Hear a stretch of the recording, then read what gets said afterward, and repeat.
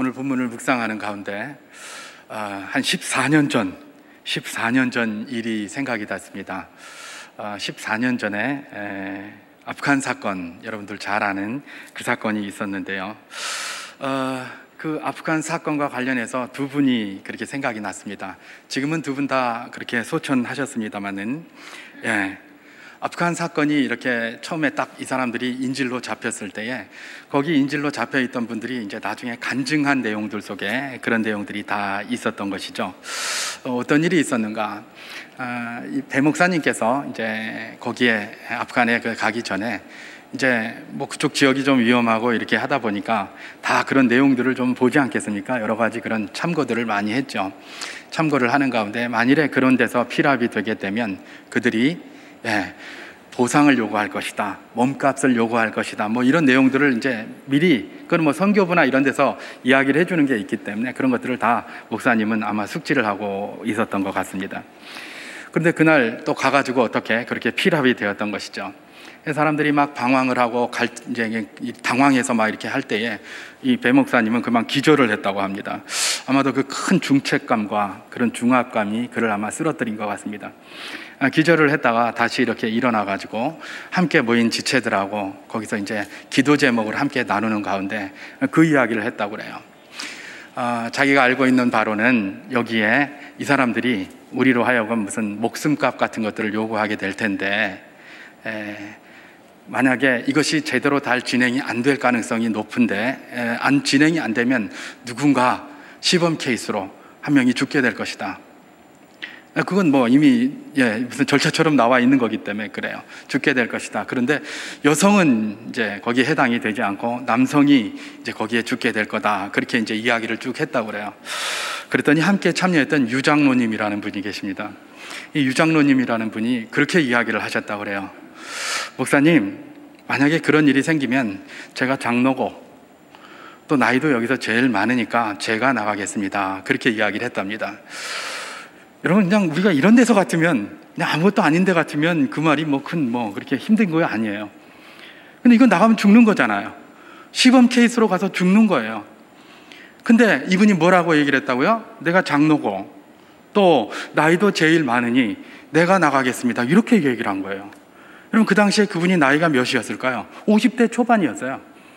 아직 청청했죠.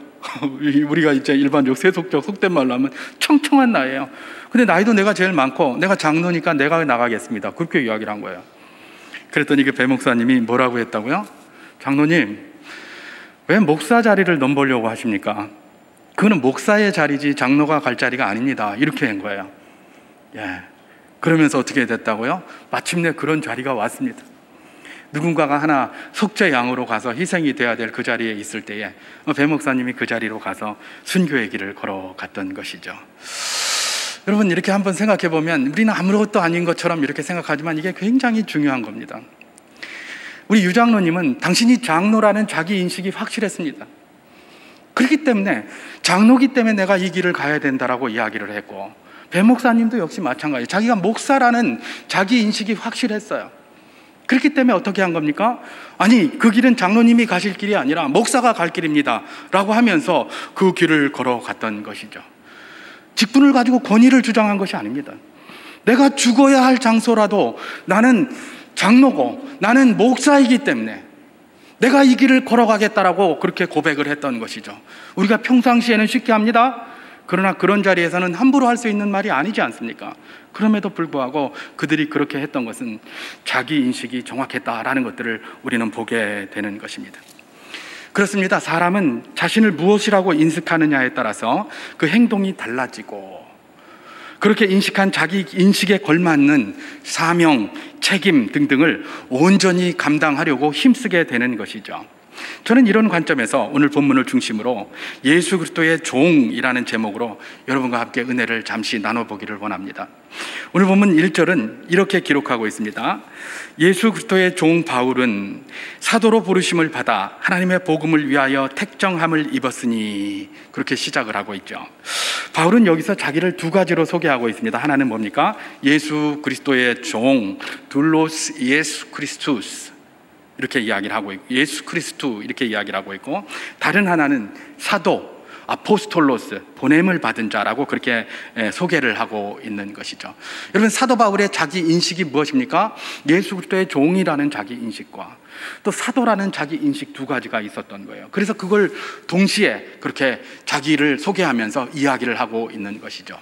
사도에 대해서는 지난 주일날 우리가 한번 묵상을 했기 때문에 오늘은 예수 그리스도의 종이라는 사도 바울의 자기 인식을 중심으로 한번 은혜를 나눠보기를 원하는 것입니다. 여러분, 이 두 가지로 사도 바울이 자기를 인식하고 자기를 소개했는데 이걸 조금 구분해 볼 필요가 있습니다. 여러분, 예수 그리스도의 종이라고 자기를 소개한 것은 어쩌면 오늘 우리의 입장에서, 우리의 관점에서 그의 신분이라고 할 것입니다. 신분. 그러면 사도라는 것은 무엇입니까? 그 신분 중에서 선택받은 직분이라고 할 수가 있겠죠. 그죠?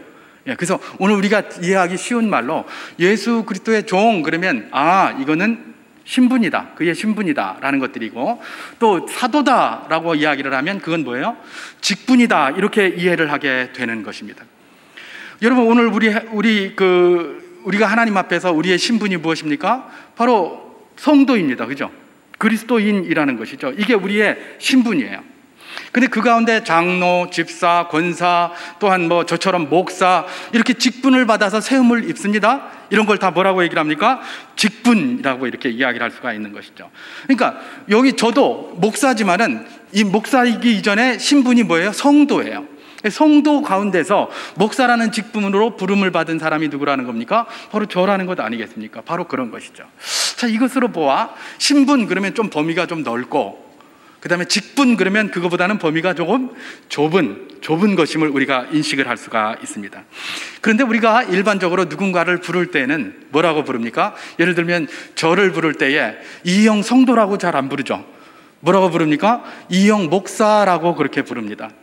또 우리 이제 집사님들 우리가 부르고, 이제 직분을 집사로 받으신 분은 집사님 그렇게 이야기를 하죠. 직분을 아직 받으시지 않으신 분들한테는 우리는 성도님 그렇게 얘기를 합니다. 그러니까 그게 점점 좁아지는 것으로 일반적으로 호칭을 하는 것들을 우리가 발견하게 되는 것입니다. 그래서 이형 성도라고 하지 않고 이형 목사라고 하는 것에서 우리는 일반적인 그런 우리의 경향들, 사람의 경향들을 알 수가 있게 되는 것입니다. 그래서 사도 바울에 대해서 이야기를 할 때도 우리가 예수 그리스도의 종 바울 이렇게 이야기하기보다는 뭐라고 얘기를 합니까? 사도 바울 혹은 바울 사도 이렇게 이야기를 하지 않습니까? 그러니까 일반적으로 범위가 좀 좁은 직분을 갖다가 그의 호칭으로 사용하는 것들을 보게 되는 것이죠. 그런 것입니다. 직분이 좀 더 좁기 때문에 이렇게 그것을 일반 호칭으로 이렇게 사용한다. 이것과 관련해요. 기왕에 말이 나왔으니까 우리가 이제 지금은 혹시 안 혼동이 되는지 모르겠습니다만 얼마 전만 해도 굉장한 혼동으로 교회를 시끄럽게 했던 그런 내용을 한번 잠깐 살펴보기를 원합니다. 이건 대한민국 교회가 이것 때문에 한동안 시끄러웠던 적이 있어요. 그게 뭐냐면 바로 이 직분과 직책에 대한 구분이에요. 직분과 직책에 대한 구분. 아까는 제가 신분과 직분에 대한 구분을 했습니다. 신분은 좀 넓고 그 다음에 직분은 거기보다 좀 좁은 범위라고 그랬어요. 그러면 이 직분과 직책에 대한 그런 구분, 여러분 이런 것도 굉장히 필요한데요. 여러분 저의 신분은 뭐라고요? 성도입니다. 그죠? 그 다음에 저의 직분은 뭡니까? 목사입니다. 그죠? 목사. 그런데 여러분 우리 수정교회만 해도 목사라는 직분을 가진 사람이 넷입니다. 그죠? 넷인데 그 중에 저는 뭐예요? 직책이 뭐냐? 그 다음부터 이제 책임을 이야기를 하는데 직책이 담임 목사입니다. 그리고 다른 세 분은 뭐예요? 부목사예요. 이렇게 담임, 부 이런 말은 뭐냐면 그에게 어떤 책임이 있느냐를 물어보는 거예요. 그래서 담임 목사는 모든 책임을 가진 자고, 부목사는 뭡니까? 담임은 모든 책임, 부는 뭐예요? 보조적인 책임을 가진 거예요. 그걸로써 담임과 부라는 그런 구분이 되는 것입니다. 또 목사를 이야기할 때 당회장이라고 이렇게 이야기하는 경우가 있습니다. 당회장도 역시 직책입니다. 직책. 그것은 공식적인, 우리 이 장로교회에 의하면 칠의회라는 게 있습니다. 그래서 우리 수정교회의 칠의회는 당회입니다. 노회가 있고 총회가 있죠. 그러니까 당회가 있고 노회가 있고 총회가 있어요. 이걸 다 칠의회라고 하는데, 그래서 공식적으로는 그 당회에 속해 있다, 그 당회에서 이런 해서 당회장이라고 쓰는 겁니다. 그게 뭡니까? 공식적인 직책, 그 책임의 이름을 이야기를 하는 것이 바로 이 당회장이라는 그런 이름인 것이죠. 그런데 말입니다, 제가 아까 얼마 전만 해도 교회에서 이런 것 때문에 시끄러운 일들이 많이 있었다, 한국교회에서. 그런 이야기를 제가 말씀을 드렸잖아요. 어떤 이야기입니까? 바로 그런 겁니다. 예를 들어 부목사 이렇게 얘기했더니 왜 부목사라고 이야기를 하느냐, 그 사람이 목사인데 왜 부목사라고 이야기를 하느냐, 이렇게 이야기를 하는 거예요. 아니, 목사를 갖다가 부목사라고 얘기하는 것은 이거 담임 목사가 너무 권위주의적인 거 아니냐, 그런 이야기를 했죠. 또 당회장이라고 말을 하니까 왜 당회장이라고 말하냐, 이거야말로 교만에 그치고 담임 목사의 권위주의적이다. 그러니까 당회장이라고 하지 말고 담임 목사라고 해라, 뭐 이런 이야기를 한 거예요. 여러분 들어보셨죠? 어떻게 생각하십니까? 담임 목사가 권위주의를 가졌기 때문에 부목사라고 이야기하고 당회장이라고 이야기를 하는 것일까요? 그것 아니죠. 이분들은 바로 뭘 혼동하고 있는 겁니까? 직분과 직책을 혼동하고 있는 겁니다. 목사라는 똑같은 말을 썼지만 부목사라고 할 때의 그 목사하고 그냥 목사라고 할 때의 그 목사하고는 좀 다른 거예요. 담임 목사라고 할 때의 그 목사하고 목사라고 할 때의 그 목사는 다른 거예요. 우리가 일반적으로 목사라고 할 때 그건 우리의 직분을 이야기를 하는 겁니다. 담임 목사는 무엇입니까? 책임을 다 전적으로 맡고 있는 사람이 담임 목사예요. 부목사는 뭡니까? 책임을 보조적으로 맡고 있는 거예요. 부목사라는 말이 뭐 목사가 한 반쯤 된 거 그게 아니에요. 그는 목사예요. 목사지만 책임을 어느 정도 보조적으로 맡고 있다. 담임 목사는 목사예요. 그럼 뭐예요? 책임을 전적으로 맡고 있다라는 것들로 이해를 하면 정확합니다.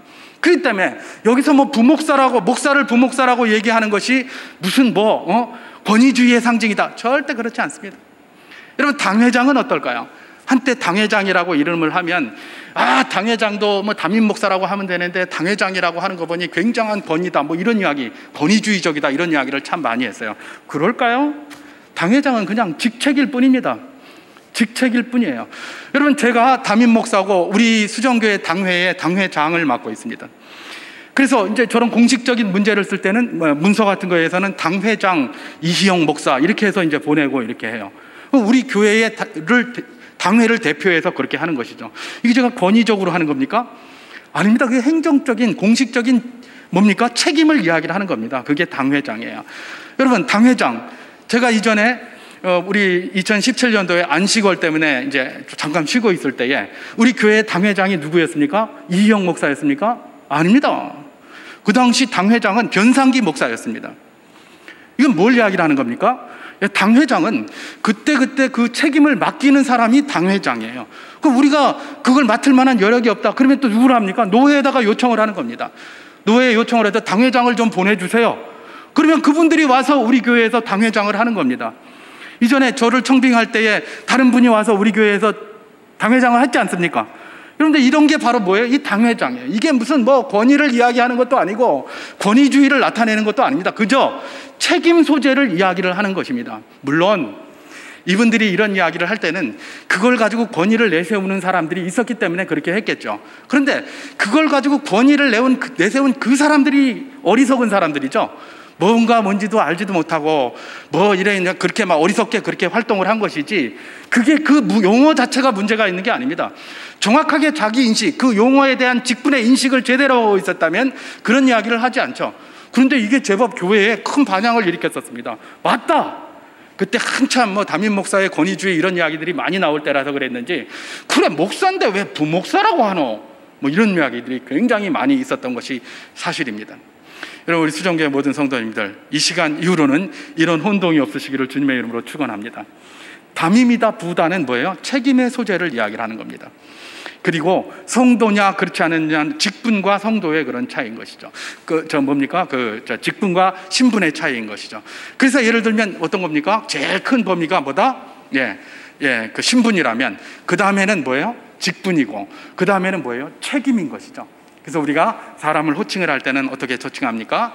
큰 이런 어떤 신분의 개념보다는 작게 직분의 개념이나 아니면 직책의 개념을 가지고 그를 호칭을 하는 경우가 많습니다. 그래서 저가 이희영 성도지만 저를 부를 때 이희영 목사라고 직분을 부르든지, 또 좀 더 나아가서 이희영 담임 목사라고 직책을 부르든지 그렇게 하는 것이 일반적이다라는 것입니다. 여러분, 이것은 상식적으로 마음속에 늘 새기시고 혼동이 없으시기를 주님의 이름으로 축원합니다. 자, 이런 관점에서 오늘 이제 본문의 말씀을 제가 다시 한번 봉독해 보도록 하겠습니다. 1절입니다. 예수 그리스도의 종 바울은 사도로 부르심을 받아 하나님의 복음을 위하여 택정함을 입었으니, 그렇게 기록되어 있습니다. 여기서 바울은 자신을 뭐라고 인식하고 있다고요? 자기 인식을 예수 그리스도의 종 신분과 그 다음에 사도라는 직분의 그 두 가지를 가지고 자기를 인식하고 있는 것들을 보게 됩니다. 그런데 말입니다, 여러분, 이런 표현, 예수 그리스도의 종, 그 다음에 사도, 이렇게 동시에 이렇게 두 가지로 자기를 소개하는 것을, 여러분, 바울 서신, 바울이 쓴 글들을 가만히 살펴보면 여기하고 디도서밖에 안 나와요. 로마서하고 디도서밖에.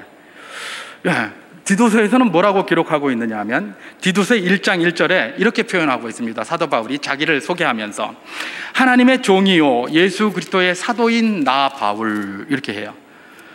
그리고 나서는 교회에 대해서, 이거는 뭐 헬라인 디도라는 개인, 그것도 이제 다른 사람이 아니라 헬라인 디도였어요. 헬라 출신인 이 헬라인 디도에게 보내는 거에는 이런 식으로 표현을 했어요.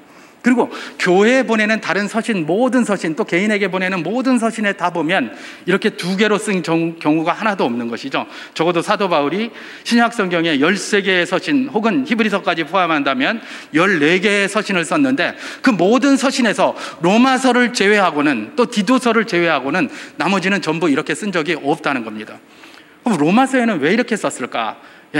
저는 아마도 좀 더 연구를 해봐야 되겠습니다만 이렇게 생각을 해보게 됩니다. 뭐냐면 다른 모든 교회들은 사도 바울의 직접적인 관계 속에서 그 교회가 세워졌습니다. 그래서 직접 개척을 했거나 직접적인 관계 속에서 세워졌는데, 로마 교회는 어떤 교회였습니까? 지난 주일날 제가 말씀드린 것처럼 사도 바울과 직접적인 관련도 없었어요. 그리고 또 그가 얼굴도 잘 몰라요. 누가 누군지도 몰라요. 그래서 다른 모든 서신과는 다르게 로마서에서는 이 예수 그리스도의 종이라는 이름을 쓰지 않았을까, 그렇게 생각을 하는 것입니다. 자기 인식, 예수 그리스도의 종이라는 그 인식을 썼어요. 실제로 제가 주석을 이렇게 한번 살펴보면 왜 이렇게 썼는지에 대한 이유를 이야기를 하고 있는 바, 주석가들은 뭐라고 얘기를 하냐면 이것이 바울이 자신을 전적으로 예수 그리스도의 소유임을 고백한 것이고, 또 한편으로는 자신의 모든 사역이 예수 그리스도를 위한 것이다 라는 의미를 내포하기 위해서 그렇게 했고, 또 자기가 예수 그리스도의 종이니까 자기는 예수님의 말씀만 가지고 전하는 자다라는 것들을 드러내기 위해서 이렇게 썼다라고 그렇게 기록을 하는 것이죠. 그렇습니다. 로마 교회는 바울이 누군지 모르니까 나는 예수 그리스도의 종이다 라면서 자기 신분을 드러내므로 말미암아 내 전적인, 내가 하는 모든 일들은 다 예수 그리스도께서 원하시고 기뻐하시는 그 일을 하고, 내가 전하는 모든 말은 예수 그리스도께서 나에게 주신 말이다라는 것들을 강조하기 위해서 그렇게 하는 것이 정확할 것입니다. 왜 그러냐 하면 사도 바울이 지금 또 뭡니까? 이 로마서를 쓰는 목적 가운데 하나가 서바나로 복음을 전하러 가야 될 텐데 로마 교회에서 좀 도움을 얻는 거예요. 근데 내가 하는 일이 예수 그리스도와 상관없는 일이다, 이렇게 얘기를 하면 되겠습니까? 안 되겠죠. 그리고 내가 지금 좀 교정을 좀 해서 여러 가지를 가르쳐 주려고 하고 그리스도인의 기본을 좀 가르쳐 주려고 하는데 내 마음대로 하는 거다라는 것이 아니기 위해서 나는 예수 그리스도의 종이다, 이렇게 이야기를 했다고 구분을 하는 것입니다. 그러나 그럼에도 불구하고 저는 여기에다 하나 더 추가할 것이 있다고 생각을 합니다. 사실 아까 제가 말씀드린 것처럼 우리가 일반적인 보편적인 그런 사도 바울을 호칭할 때 뭐라고 호칭합니까? 제가 지금 계속해서 이야기하는 것처럼 사도 바울, 바울 사도, 이렇게 이야기를 하고 있어요. 굳이 거기에다가 예수 그리스도의 종이라는 말을 붙일 필요가 없어요. 예수 그리스도의 종이라고 말 안 해도 그가 사도라고 한다면 다 예수 그리스도의 종인 줄 알아요. 여러분, 가끔 이제 성도님들 가운데 교역자들을 보고 또 목사들을 보고 그런 이야기를 합니다. 주의 종이다, 이렇게 얘기를 합니다. 맞아요. 주의 종이에요. 근데 주의 종은 목사만 아니에요. 우리 모두가 다 주의 종이에요. 믿습니까? 우리 모두가 다 예수 그리스도의 종이고 주의 종이에요. 목사만 주의 종이 아니에요. 자꾸 주의 종 그러시는데 그 목사만 주의 종이 아니에요. 우리 모두가 다 주의 종이에요. 모두가 예수 그리스도의 종이에요. 그렇기 때문에 그것에 흔들림이 없어야 되는 것이죠. 제가 이런 말 하다가 갑자기 이전에 제 이제 신학교 다닐 때 동기가 하나 생각났습니다. 이 동기 목사는 신학교 조금 다니다가 그만둬버렸는데요. 그 친구가 늘 하던 말이 그거였어요. 어디 기도원 같은데 이렇게 갔다 오면서 공부 안 하고 내 앉아서 이 공부 이런 건 하지 말아야 된다 그러면서 기도를 해서 불을 받아서 불의 종이 돼야 된다 그러면서 막 딱 그랬어요. 제가 옆에 있다가 그랬어요. 야, 우리는 주의 종이 되려고 하는데 불의 종이 되면 어떡하냐. 그래서 우스갯소리로 그렇게 했던 이야기가 기억이 나는데, 주의 종. 주의 종은 뭐예요? 예수 그리스도를 믿는 모든 이들이 다 주의 종이에요. 주의 종. 뭐 그것에 흔들림이 없어야 되는 거예요. 그리고 그 중에서 뭐예요? 여기 뭐예요? 사도 바울은 예수 그리스도의 종일 뿐만 아니라 그 중에서 누가 뭘로 뽑혔다? 사도로 뽑혔다는 거예요. 그러니까 우리가 일반적으로 부를 때 뭐라고 합니까? 그의 일반 신분은 이야기하지 않고 사도라는 직분을 그렇게 이야기를 하는 것이죠. 그래서 그것만 써도 틀림이 없어요. 그것만 써도 문제가 되지 않아요. 그런데 왜 이렇게 썼다? 아까 그 두 이유와 더불어 제가 그 이유를 하나 더 이야기하고 싶은 것이 있는데, 그것이 뭐다? 지금 사도 바울의 사명은 뭐예요? 복음을 전하기 위한 사명이에요. 그래서 그 사명을 들고 지금 서바나까지 가야 돼요. 이 로마 교회가 좀 도와주기를 원하는 거예요. 그러면서 이 이야기를 하는 것이 무엇이겠습니까? 예수 그리스도의 종이라는 것을 강조하는 그 이유는 내가 지금 하고 있는 이 사도로서의 이 사역, 복음을 수호하고 복음을 전하고 복음을 위하여 헌신하는 이 사역은 사도만 하는 것이 아니라 그의 이름이 예수 그리스도의 종이라는 이름을 가진 자라면 누구나 다 해야 된다라는 것들을 천명한 것이라고 보면 됩니다. 사도가 예수 그리스도의 종이라는 말보다 뒤에 있어요. 먼저 예수 그리스도의 종이고 그 다음에 사도라는 말이 있어요. 사도 이전에 그가 예수 그리스도의 종이라면 하나님의 복음을 위하여 어떻게 해야 된다? 수고하고 헌신하고 또 그것을 수호하고 그것을 전할 책무가 있다라는 것들을 이야기를 하고 있는 것이 바로 무엇입니까? 예수 그리스도의 종이라는 사도 바울의 자기 인식 속에서 우리가 발견하게 되는 것입니다. 여러분, 우리 모두는 예수 그리스도의 종인 줄 믿습니다. 믿습니까? 그렇기 때문에 사도 바울에게 주어졌던 그 복음 전파하고 복음을 수호하고 복음을 위해 수고하는 그 모든 사명들 여전히 우리에게도 있는 줄 믿으시기 바랍니다. 이것을 우리가 마음속에 새기면서 이런 말씀을 통해서 받아야 할 도전이 되는 것이죠. 자, 그렇다면 여기에서 우리가 기억해 볼 것이 있습니다. 예수 그리스도의 종이라고 할 때 이 종은 어떤 개념인가라는 바로 그것입니다. 종. 여러분, 우리가 일반적으로 종 그렇게 생각을 하면 뭐라고 얘기를 합니까? 주인이 하라고 하는 대로 해야 되는 기계적인 존재로 생각합니다. 그래서 일단 종 그러면 뭔가 속박, 근데 종 그러면 뭔가 억압, 뭔가 무시당하는 거. 특히 요즘 우리나라는 뭐 이 억압, 무시 뭐 이런 거 굉장히 싫어하잖아요. 그죠? 뭐 그걸 뭐 언더독 효과라고 그렇게 얘기를 하는데, 언더독 도그마에 완전히 빠져 있어요. 조금이라도 뭐 하면 갑질이라고 그러고 조금이라도 뭐 하면 막 이러고 막 종이라고 그러면 펄펄 뛰고 막 그래요. 그게 오늘 우리나라를 뒤덮고 있는, 아니 우리나라뿐만 아니라 세계를 뒤덮고 있는 트렌드입니다. 트렌드예요. 그런데 말입니다, 여기서 말하는 종, 예수 그리스도의 종이라고 할 때 이 종은 그러면 어떤 의미인가? 그 당시에도 로마인들은 그런 종의 관점을 가지고 있었어요. 종이면 무조건 시키는 대로 해야 되고 말 안 들으면 죽여도 되고 막 자기 재산처럼 팔아먹기도 하고 막 그랬었어요. 그러면 여기서 예수 그리스도의 종이라는 개념은 어떤 개념인가? 우리는 이것을 누가 사용하고 있다는 걸 알아야 됩니까? 사도 바울이 사용하고 있다는 거예요.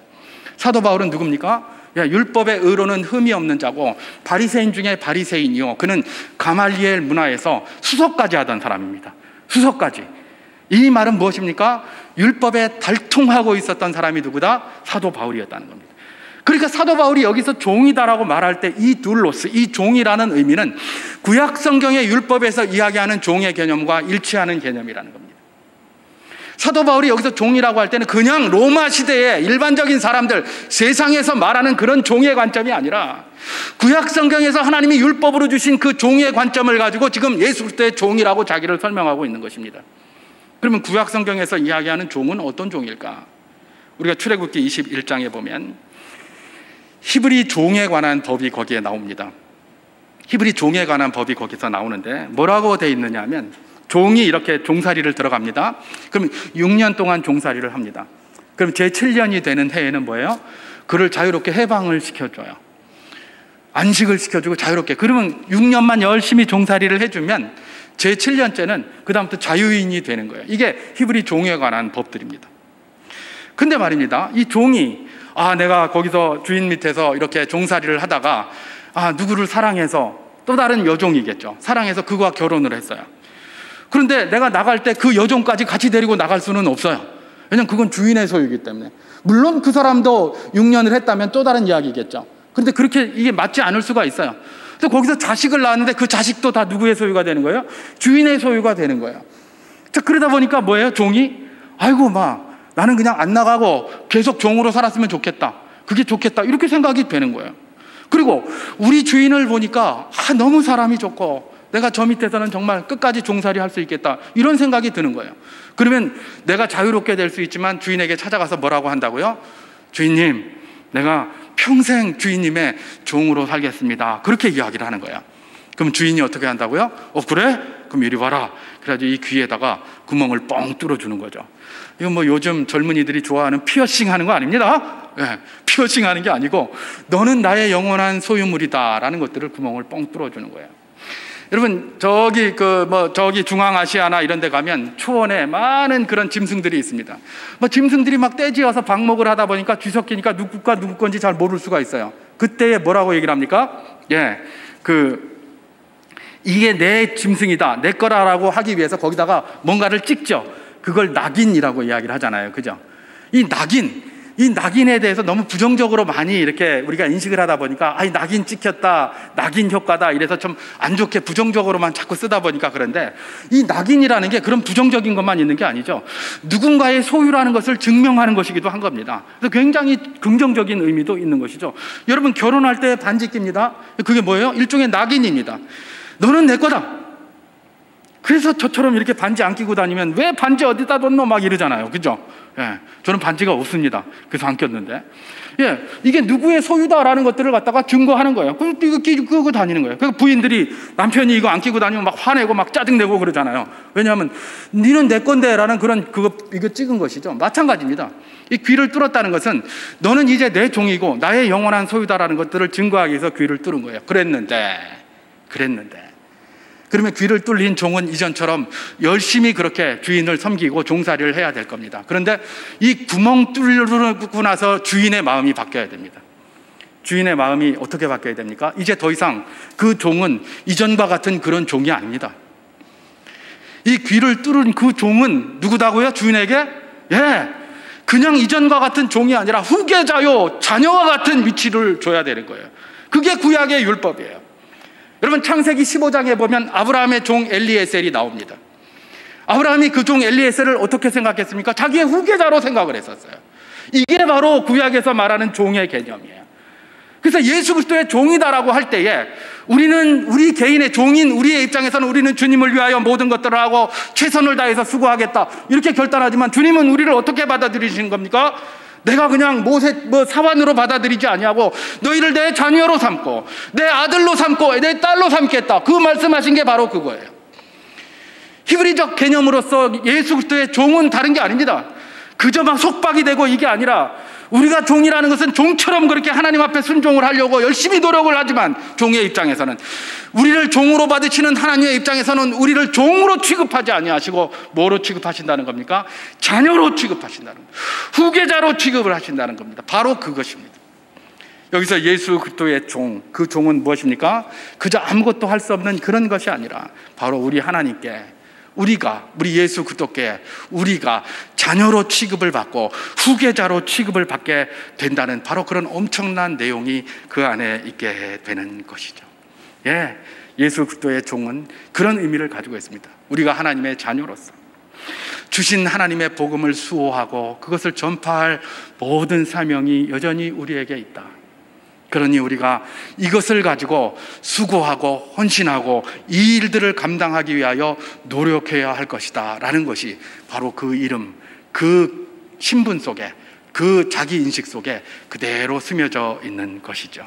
수정교회 모든 성도 여러분, 여러분들도 우리의 자기 인식 속에 예수 그리스도의 종이라는 그 인식이 한치도 흔들림이 없기를 주님의 이름으로 축원합니다. 그것이 굉장히 중요합니다.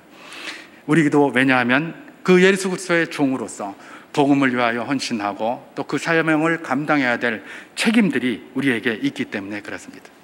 자, 그렇다면 이제 한 가지만 더 짧게 이야기를 하고 마치려고 하는데요. 우리가 그런 복음을 감당하고 복음을 수호하고 복음을 전할 책임을 가진 자로서 그 모든 사역들을 어떻게 감당할 것인가, 그 질문을 잠깐 해보고 마치려고 합니다. 이 질문에 대해서는 특별한 답을 하기보다는 제가 다양한 방법이 있을 것입니다만은 예화를 하나 이렇게 소개를 하고 그렇게 마치려고 합니다. 어떻게 이 복음에 대한 사명을 감당할 것인가?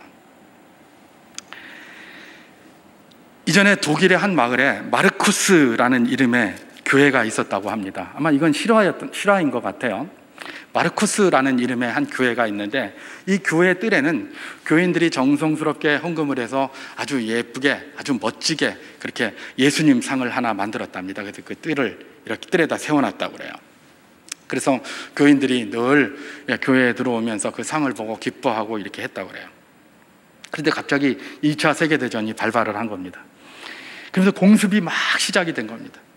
공습이 시작되면서 그 공습하면서 위에서 막 폭탄을 던지고 그러니까 이 파편이 튀어가지고 그 예수님 상이 그냥 온 몸에 상처가 굉장히 많이 남은 거예요. 그리고 무엇보다도 굉장히 큰 상처가 있었는데, 예수님께서 이렇게 사람들을 오라라고 하는 이렇게 팔을 벌리고 있는 이런 상이었는데, 그만 손이 여기 딱 부러져 버린 거예요. 두 개가. 손은 없는, 이렇게 하고 있는데 손은 없는 그런 이제 상이 이렇게 된 것이죠. 아직 전쟁이 끝난 것도 아니고 여전히 전쟁이 진행 중이고, 그래도 이분들은 예배를 드리기 위해서 교회를 나왔는데, 주일마다 오면서 보니까 예수님 상을 보니까 너무 마음이 아픈 거예요. 그렇지 않겠습니까?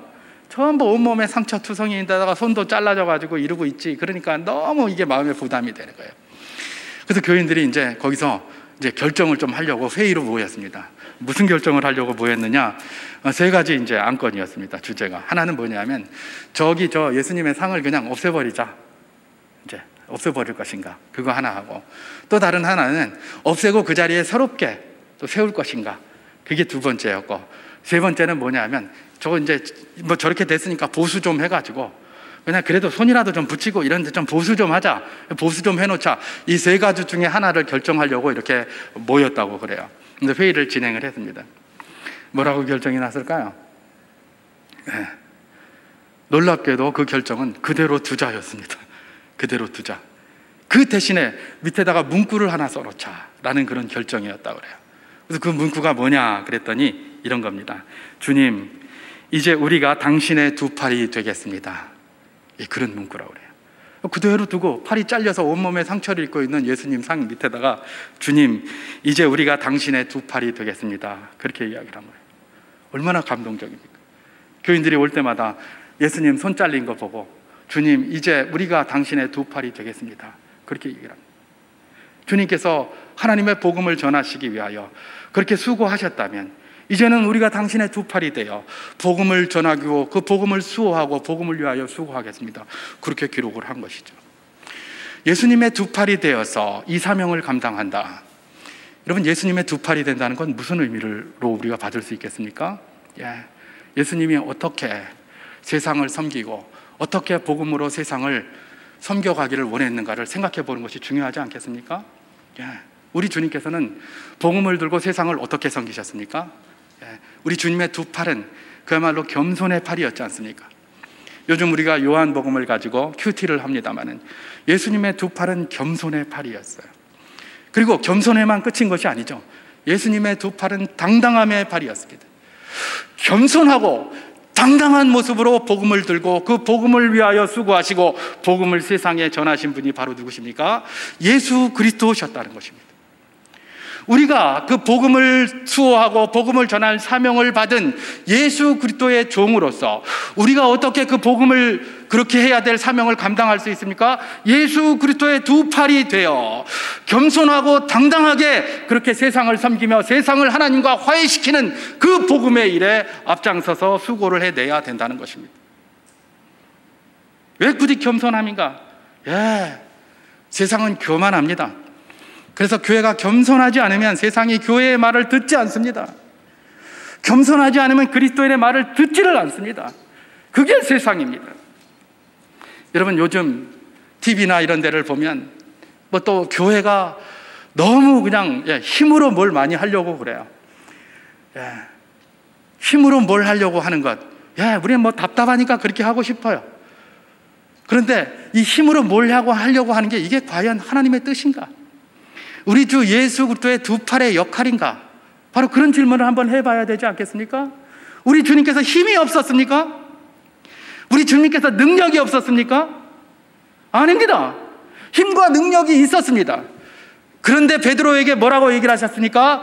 칼로 서는 자는 칼로 망한다. 힘이 없어서 그러면 참 비굴할 것입니다. 그런데 힘이 있으심에도 불구하고 우리 주님께서는 어떻게 한 겁니까? 그야말로 그 모든 힘을 내려놓고 겸손함과 연약함으로 세상을 섬기신 것입니다. 우리 주님께서 오늘 우리에게 뭘 보여주고 있는 겁니까? 왜? 주님이 걸어가신 그 길을 보여주고 있는데 교회는 힘을 가지고 영향력을 가지고 세상을 한번 뒤집어 보려고 그런 노력들을 너무 많이 하고 있는 것 아닌가. 이건 어쩌면 우리에게는 맞고 우리의 상식에는 적합하지만 우리 주 예수 그리스도의 뜻과 같은 것인가? 이런 질문을 해볼 필요가 있는 것입니다. 우리 주님께서는 겸손히 세상을 섬길 때에 어떻게 섬기라고 하십니까? 뱀처럼 지혜롭고 비둘기처럼 순결하게 섬겨라, 그렇게 말씀하십니다. 여러분, 겸손하게 세상을 섬길 수 있는 우리가 될 수 있기를 주님의 이름으로 축원합니다. 우리가 힘이 없어서가 아닙니다. 그 세상을 주님 앞에 돌이켜야 되기 때문에, 그 교만한 세상을 주님 앞에 돌이켜야 되기 때문에 우리는 겸손한 모습으로 그들 앞에 나아가야 되는 것입니다. 그냥 막 힘주고 용쓰고 있는 사람한테 나가 너보다 더 힘세다 이러면 싸움밖에 안 일어납니다. 겸손하게 숙이고 겸손하게 나를 낮추고 주님처럼 들어가는 그 길 속에 하나님의 역사가 일어날 줄 믿습니다. 뿐만 아니라 우리는 당당해야 됩니다. 당당해야 됩니다. 복음을 가진 것에 대한 당당함, 내가 가진 복음에 대한 당당함입니다. 만약에 당당하지 않다면 그야말로 비굴할 것입니다. 당당하지 못하고 이렇게 하면 비굴해져요.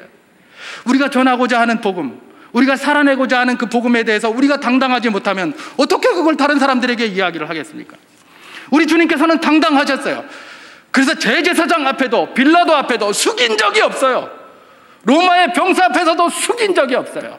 그것을 그대로 잘 배웠던 베드로와 야고보와 요한 이런 사도들과 그리스도인 초대교회 그리스도인들은 어떻게 하셨습니까? 우리 사도행전 3장 4장에서 잘 보잖아요. 사도행전 3장에 베드로와 야고보와 요한이 성전에 이렇게 기도를 하러 올라갈 때 미문에 앉아있던 거지가 막 그 한 푼 달라고 막 이렇게 얘기를 합니다. 한 푼 달라고 이야기할 때 이분들의 말이 참 대단하지 않습니까? 금과 은은 내게 없거니와 내게 있는 것을 너희에게 주노니 나사렛 예수 그리스도의 이름으로 일어나 걸어라. 아니, 금과 은 달라는 사람한테 금과 은 없으면 찌그러져 있어야지. 아무것도 없으면서 뭘 거기서 그런 걸 얘기를 해.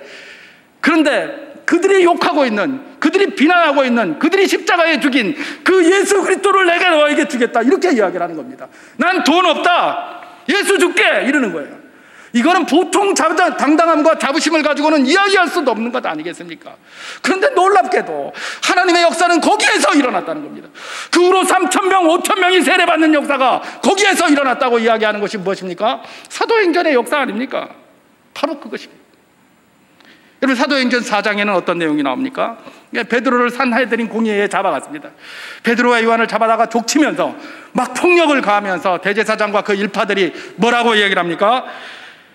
야, 더 이상 그 예수의 이름으로 복음 전하지 말아라, 그렇게 이야기할 때에 베드로와 요한이 말하는 것이 놀랍습니다. 사도행전 4장 19절에 베드로와 요한이 대답하여 이르되 하나님 앞에서 너희의 말을 듣는 것이 하나님의 말씀을 듣는 것보다 옳은가 판단하라. 당당합니다. 당당해요. 여러분, 우리가 겸손하다고 해서 비굴해서는 안 됩니다. 우리 복음에 대한 당당함이 있고 내가 가득 채워져 있을 때 거기에서 나오는 겸손함이래야 세상을 섬길 수 있고 세상을 하나님 앞에 화해시키는 그런 중재자로서 설 수가 있게 된다는 거예요. 그것이 바로 예수 그리스도의 종이라는 사도 바울의 자기인식이 우리에게 주는 도전인 것입니다. 우리도 우리 자기인식 속에 예수 그리스도의 종이라는 것이 조금 더 흔들리지 않기를 주님의 이름으로 축원합니다. 그래서 겸손하고 당당하게 세상을 섬겨서 주 주신 사명을 온전하게 감당해 나가는 우리 수정교회와 모든 성도님들 될 수 있기를 주님의 이름으로 축원합니다.